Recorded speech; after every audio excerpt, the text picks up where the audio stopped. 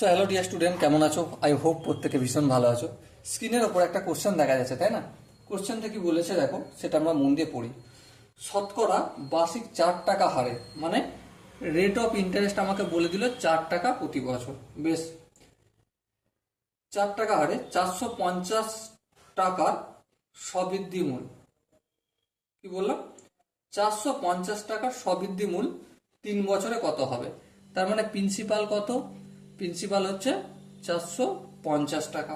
হ্যাঁ, ঠিক আছে। আর কি বলেছে? আর আমাকে বলেছে 3 বছরে কত হবে স্ববৃদ্ধি মূল। তাহলে টাইম দিয়ে দিয়েছে আমাকে 3, জানতে চেয়েছে পি প্লাস আই। স্ববৃদ্ধি মানে কি?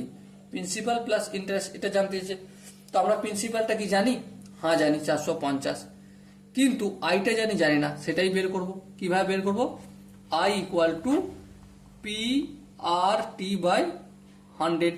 হ্যাঁ, পি এর ভ্যালু কত? 450। বেশ, আর এর ভ্যালু কত? 4। টি এর ভ্যালু কত? 3 বাই 100 হলো। এই শূন্য কাটা যাবে? হ্যাঁ যাবে। আর কি করা আছে দেখো, 5 দুগুণে 10, 5 9 45, 2 1 2, 2 দুগুণে 4, দেখো 3 দুগুণে 6, 6 9 54 টাকা। ওকে, সো আই আমরা পেয়ে গেছি। সো আই যদি পেয়ে যাই, পি এর মান কত ছিল? 450 ছিল, তার সাথে আয়ের মান হচ্ছে 54। তাহলে 450-এর সঙ্গে যদি 54 টাকা যদি যোগ করি, কত হবে? 504 টাকা স্ববৃদ্ধি মূল।